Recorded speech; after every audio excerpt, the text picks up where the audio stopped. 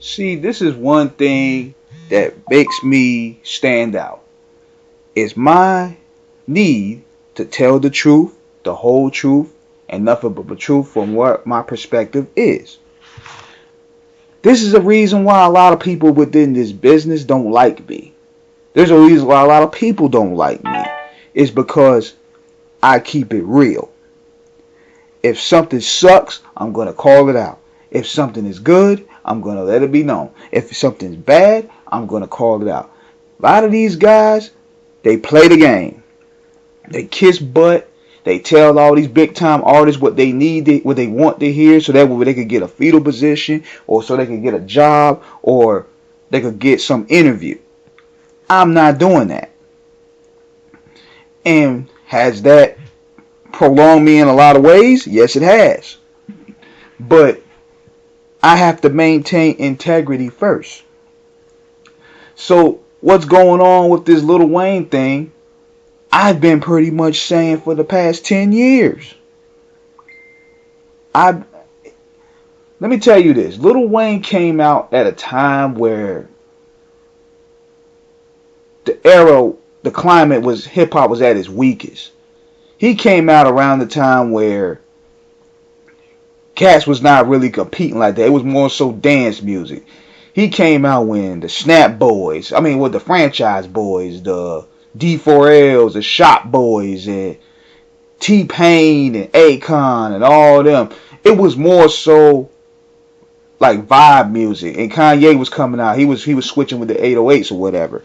And see, you had to come out at the time where it was straight aggressive. It was in your face combat contact competition within the mic on hip hop terms.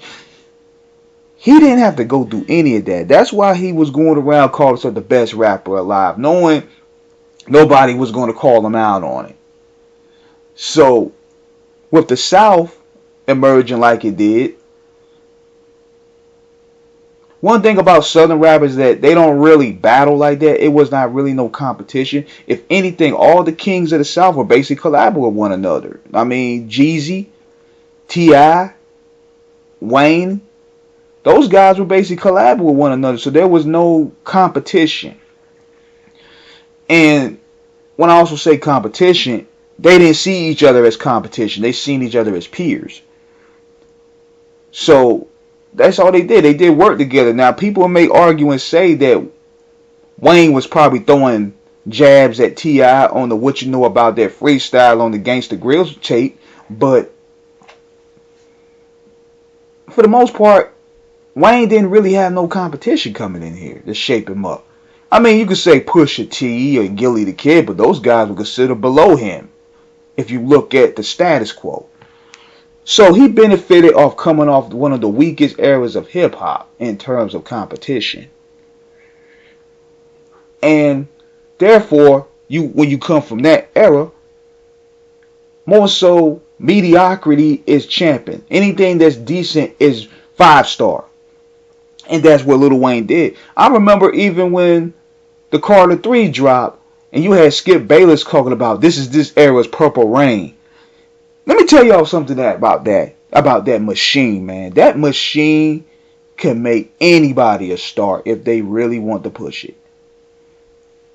One thing we could say about Baby, they do a lot of weird shit.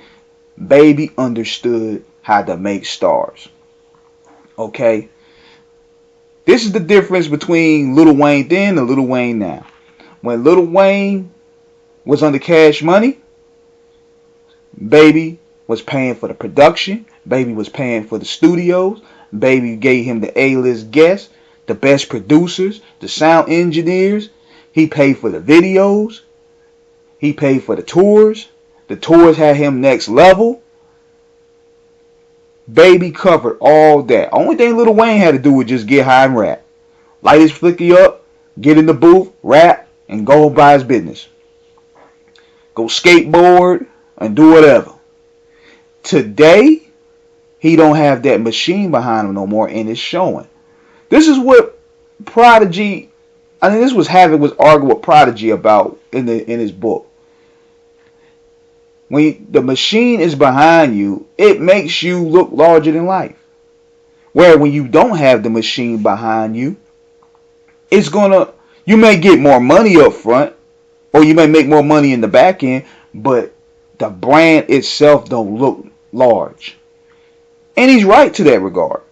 Because ever since Lil Wayne left Cash Money, now if Baby owed him money, that's Baby fault. Baby should have paid him his worth. But looking now since then, his star power has dwindled. His concerts have gotten smaller. His projects have not been hitting at all. And you could say the same for the rest of the Cash Money members since they left. None of them albums hitting. The Funeral, nobody, I don't even remember that. Carter 5. Now, guest features here and there, he would kill it.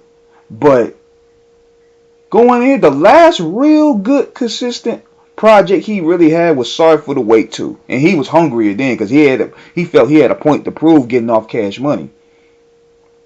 But since then, he been taking more drugs.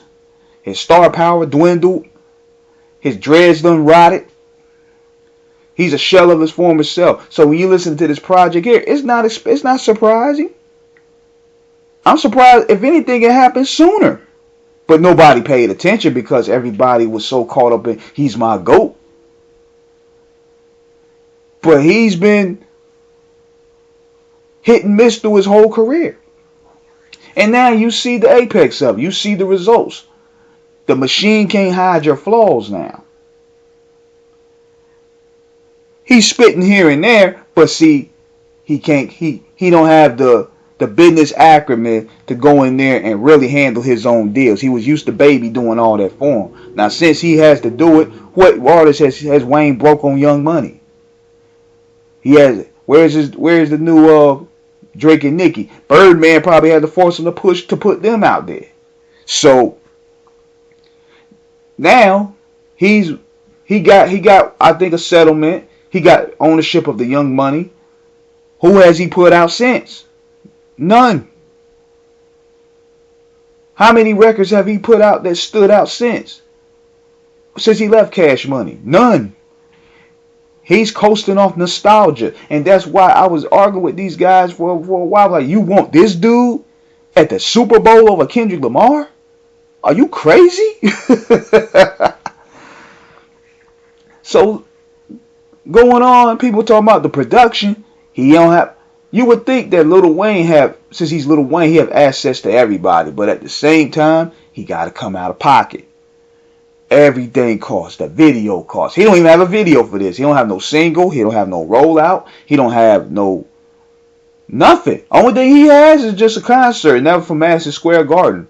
But he don't have anything in regards to to notifying people that this project was coming.